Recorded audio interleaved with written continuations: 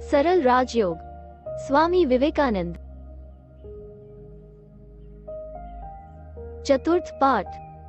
मन को वश में करने की शक्ति प्राप्त करने के पूर्व हमें उसका भली प्रकार अध्ययन करना चाहिए।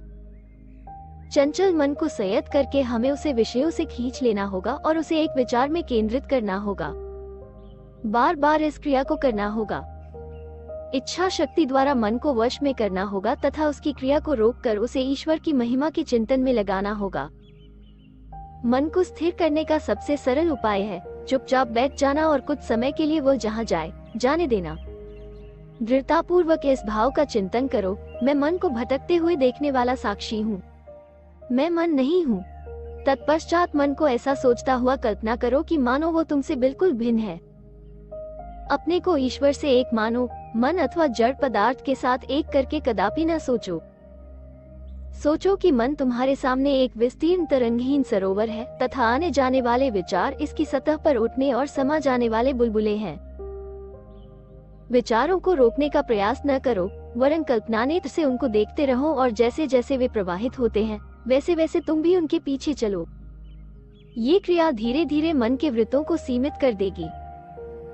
कारण ये है कि मन विचार की विस्तृत परिधि में घूमता है और ये परिधियां विस्तीर्ण होती हुई निरंतर बढ़ने वाले वृत्तों में फैलती रहती हैं, ठीक वैसे ही जैसे कि सरोवर में ढेला फेंकने पर होता है। हमें इस प्रक्रिया को उलट देना है और बड़े वृत्तों से प्रारंभ करके उन्हें क्रमशः छोटा बनाते जाना है ताकि अंत में हम मन को एक बिंदु पर स्थिर करके उसे वहीं रोक सके।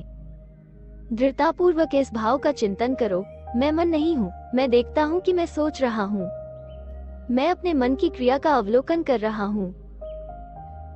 इससे प्रतिदिन विचार और भावना से अपना तादात्म्य भाव कम कम होता जाएगा, यहाँ तक कि अंत में तुम अपने को मन से संपूर्णतया पृथक कर सकोगे और प्रत्यक्ष अनुभव कर सकोगे कि मन तुमसे अलग है। इतनी सफलता प्राप्त करने के बाद मन तुम्हारा दास हो जाएगा और तुम उसके ऊपर इच्छानुसार शासन कर सकोगे। योगी होने की प्रथम स्थिति है इंद्रियों से परे हो जाना। जब वो मन पर विजय प्राप्त कर लेता है तब सर्वोच्च स्थिति प्राप्त कर लेता है। जितना संभव हो सके अकेले रहो, तुम्हारे आसन की ऊंचाई सुविधाजनक हो।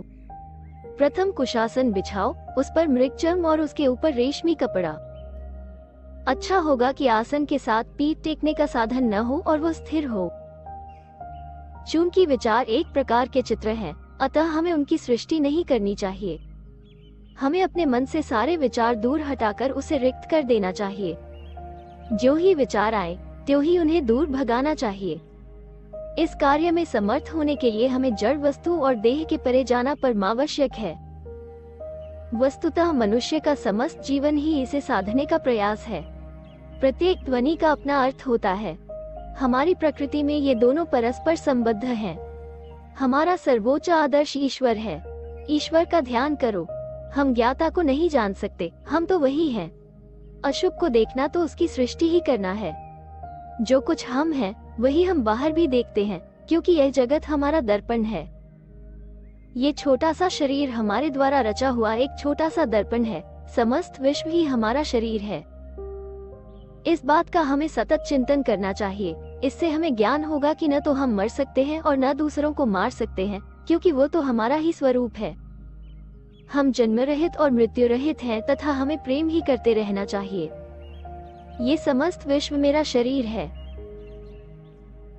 समस्त स्वास्थ्य, समस्त सुख मेरा सुख है, क्योंकि यह सब कुछ विश्व के अंतर्गत है। कहो, मैं विश्व हूँ।